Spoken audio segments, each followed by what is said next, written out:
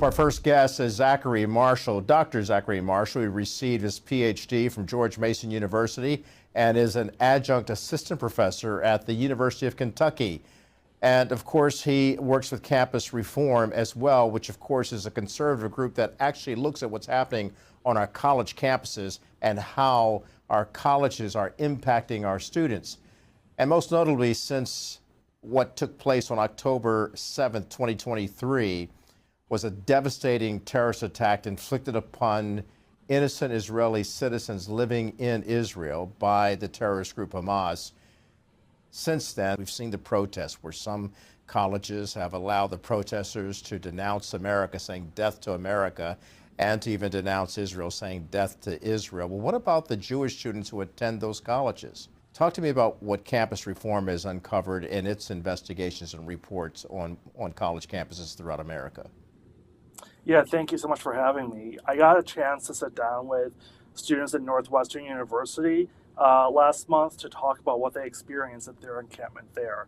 They told me about the physical intimidation they experienced, not being able to traverse Deering Meadow to go to class, but it's worse than just intimidation and harassment.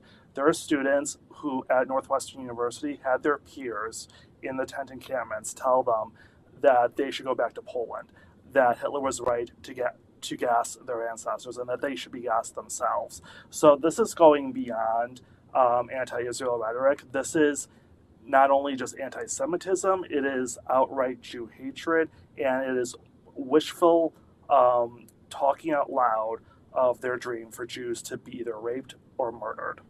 And that is what students are facing across the country. And we told our concerns to the university, like, listen, they're calling for an all hands on deck. They're calling for a campus-wide shutdown. This is serious. And the fact that wasn't implemented harder, policies weren't told, we weren't told what was happening beforehand and what security measures would look like is a huge failure. Second of all, the statement that went out by the chancellor, another huge failure. The initial statement that she said, it did not mention anti-Semitism.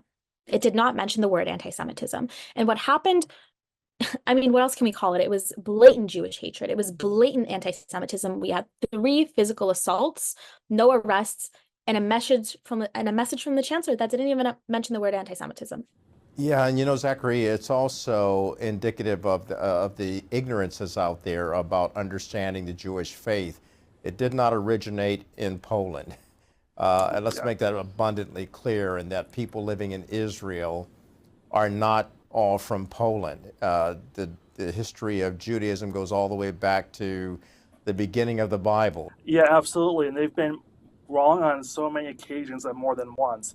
They are wrong about the history of Israel. They think that Israel is a Western imperial creation. It is not. It is a kingdom that existed in the Bronze Age when Palestine was created by the European colonizer, the ancient Rome, to erase any Jewish presence there in Israel. And it was carried over by the Ottomans and the British. But you will never learn that in classes, and you will never learn from the protesters in the encampments or from their faculty allies that there are Jews in Ethiopia, in India, in China, and there were Jews in Yemen, Iran, and Iraq, and Afghanistan before they were driven out of their homelands, and they're now in Israel because the choice was either to move from the Middle East or to be killed.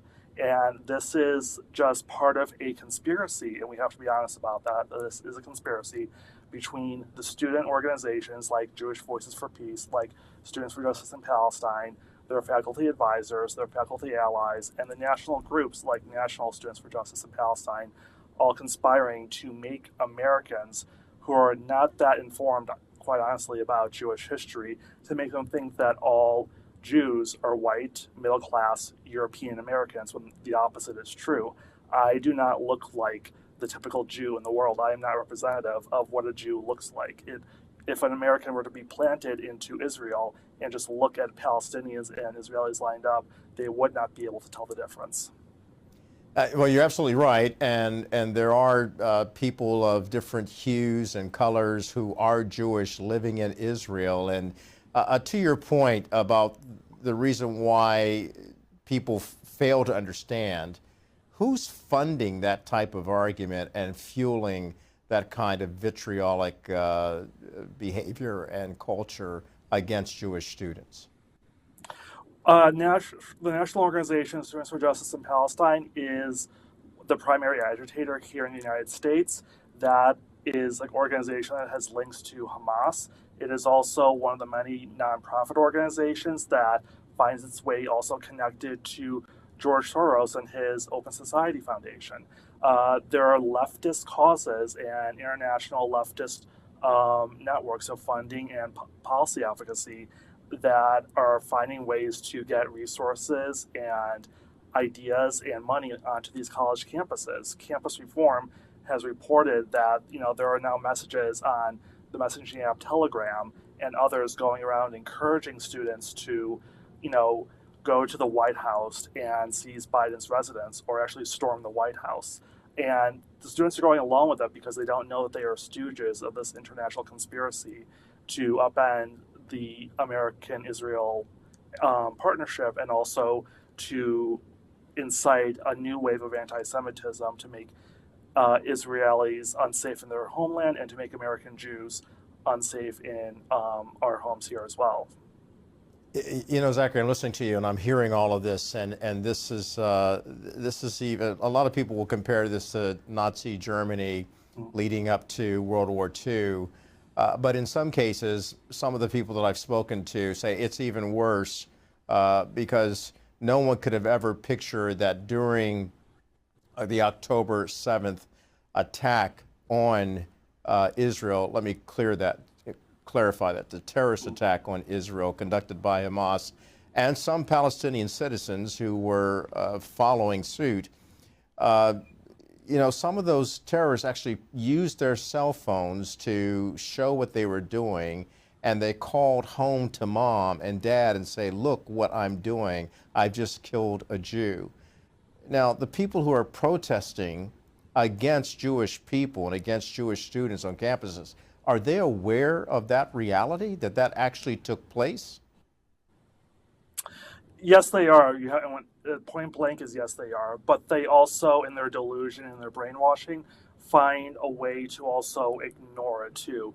The same people that say resistance by any means, and when they say that, they include rape and they include murder and they include putting babies into ovens, all of which happened on October 7th. They also find a way to erase the experience and the testimony of Israeli rape victims who have come forward, whether from October 7th or after they were released in prisoner exchanges.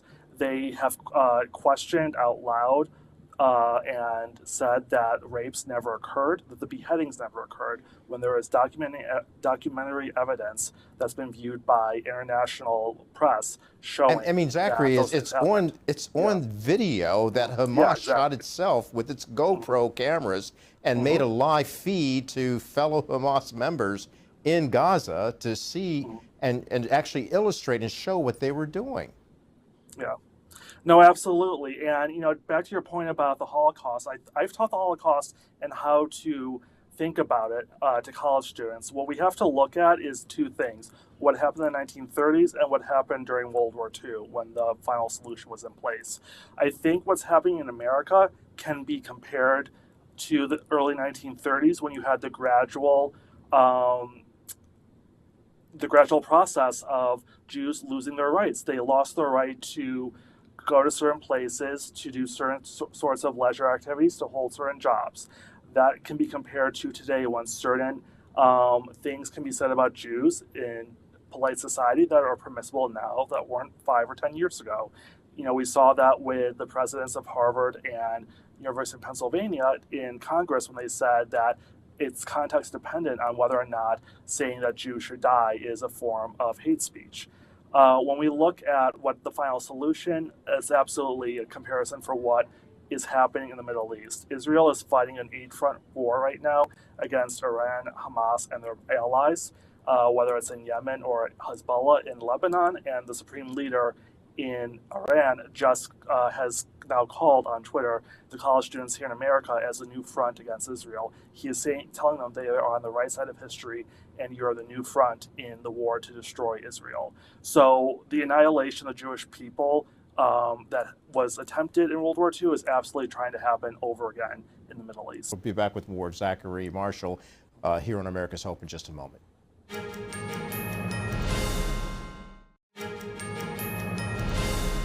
Welcome back to America's Hope. I'm talking to Dr. Zachary Marschall, and he is joining us now, speaking on behalf of Campus Reform. Look, we talked about in the first segment some of the problems that we're seeing on college campuses. We know that colleges are trying to address that.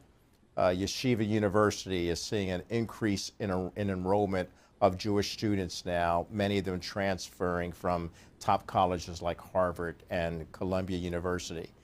And now there's a formation of universities united against terrorism. It's 100 or more colleges.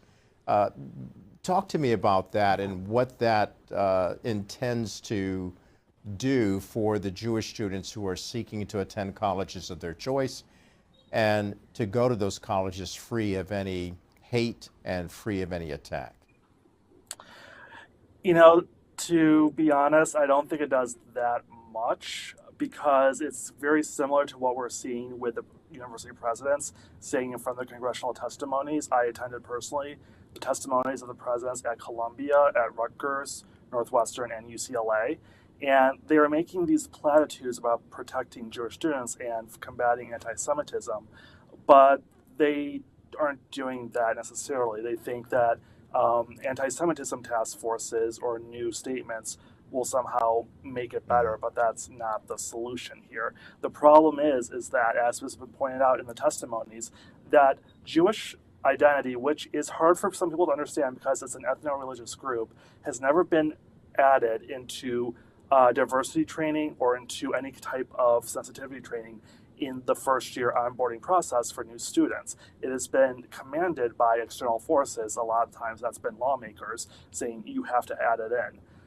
We have seen that the anti-Semitism task forces at multiple universities are falling apart, and that happened at Northwestern. It completely disbanded after the university president there made a deal and negotiated with terrorists to disband the Tentacam in exchange for a lot of concessions this fall. That group is now gone, and we've seen a lot of resignations at Harvard University as well, because there is a culture there that is hostile to fixing anti-Semitism. The only time that the left wants to fix anti-Semitism is when we can also talk about Islamophobia and then forget about the Jews. So obviously I'm in support of the 100 universities making that statement, but as far as the day-to-day process, it is absolutely nothing to help a Jewish student get from his or her dorm to the classroom. And some students at Drexel University have encountered problems. How is that being addressed? It's being addressed insufficiently. So Drexel University students petitioned, and that's the polite word for what they did, petitioned the university to take Hillel and Chabad off campus. Those are two different Jewish organizations, which are community resource centers for Jewish students and for Jewish life on campus. This is a problem because it is both a form of religious discrimination and is also a form of racial segregation. They are saying we don't want Jews on campus. The university, to its credit, is ignoring and is chastising that request. But Drexel, I've not seen them do anything to proactively quell or combat the gall and the confidence those students have in making that request. There is something wrong with the way Drexel is handling itself, that it's fostered an environment in which students feel not only right, but also comfortable saying those demands out loud. For what other minority would someone think they could confidently say, I don't want these people on campus? That would never be tolerated. So while I'm glad that Drexel is not entertaining the request, it needs to overhaul itself if it wants to have a student body that, upholds the values of civil discourse and respect for difference and toleration for people who aren't like them. Zachary, if these were black students at these campuses, there would be outrage. If they were Islamic students at these campuses, there would be outrage. The fact that they are Jewish students being exposed to hate and even acts of violence and threats of more violence and people stating that they want to divest from Israel. And yet there isn't enough, as you said, enough tough resolve, firm resolve to say this will not be tolerated. And it also seems that there is not enough effort to bring all of these particular groups together and have that seat at a table called brotherhood to at least start working it out and find out the common ground, the common good that all groups on college campuses should have for the future and hope of America. I think you're absolutely right, and there's two problems here. One is that, as I've said repeatedly for the past year, a lot of people in higher education don't care about Jews. I've gotten a lot of criticism for saying that, but then I challenge them to say, prove me wrong, and the evidence does not exist. The second part is that the people with the power in higher education who are supposed to be doing what you just laid out and profess that they are trying to do have an outdated set of values and an outdated perception of how politics plays out on college campuses. They think these are all nuanced misunderstandings that result from multiculturalism and having diverse sets of people in the same place. The opposite is true. I sat just feet away from the Northwestern University president when he told members of Congress that he did not include Jewish students in the negotiations with the terrorist encampment protesters because talking to Jews would be too impractical. He called talking to Jews too impractical for a solution. A college president said that. It's on the record. He said it to the House committee last month. And, the president of Columbia said during her testimony that I attended, that if we could just talk together and do more listening sessions, that would be fine too. But it's not about not knowing something. It's not about being ignorant. It's everyone involved knows what they're doing and knows what they're saying. You have students who have been brainwashed and cultivated into thinking that being anti-Semitic and being anti-American is a sign of nuance and sophistication, and they think they are being smart and they think they are being cosmopolitan and on the right side of history when they call for the death of Jews and for the overhaul of American values. And that is what university presidents right now, they are dinosaurs in this new reality, and they do not recognize that that is what we're dealing with. And where do you find the solution to this awful set of circumstances that have been unfolding on our college campuses and the disregard for Jewish students and their faith? We need mass firings, we need mass expulsion, and we need mass arrests. The problem we're seeing, as Campus Reform has been reporting, is that a lot of students, at certain colleges are getting arrested, but then charges are not being processed. They're being let go. We are seeing, a lot of students, a lot of faculty members who are engaging in intent encampments or in other forms of calls for Jewish genocide here in the United States be put under investigation. But those investigations are ongoing and never resolved. Very, very few, and very shockingly few people have actually been expelled from campuses. They are given warnings, they're given letters saying why it's bad, but that doesn't stop them from teaching classes. That doesn't stop them from being on campus to threaten and intimidate Jewish students. So what we need is complete prosecution, whether that is through expulsion or through more law enforcement to arrest these people. That is the reality of where we are. What is happening in Florida is great. I think Governor DeSantis has given incredible leadership, making sure that his public university system has a zero tolerance policy for this kind of domestic terrorism. And I'm very glad to see what the House of Representatives is doing right now. They are expanding their investigation into the funding of Students for Justice in Palestine, and they're expanding the investigation into 10 different universities, having about 8 different House committees look at the funding from grants and research partnerships and collaborations with other institutions, both in the United States and abroad, because it's not enough just to fire the faculty that are anti-Semitic and that would rather just have Jews die. Do we need to start having education as early as grammar school through college that informs people about the Jewish faith? I just spoke in Nashville a couple months ago to a large group of school board members and parents who are active in trying to reform K through 12. And what I talked about with them was that there's a lot of, world history classes, different, classes on different cultures, on different religions.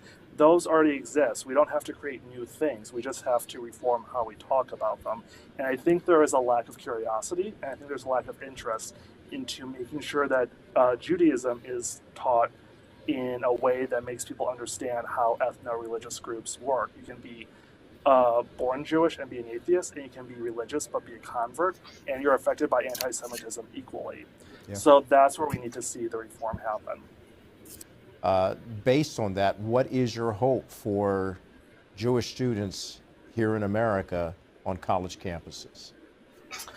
My hope, and I think this is going to happen over the next 5 years, so it's going to be slow, but I do see it playing out based on the parents I'm talking to, is that Jewish students are finally realizing that they've been supporting the institutions and the cultures that go against their interests. And in higher education, they go to places like Harvard or UPenn because they think that they should, but those are not safe places for Jewish students. We're seeing that really right now Southern schools are much safer for Jewish students and much more tolerant of religious diversity.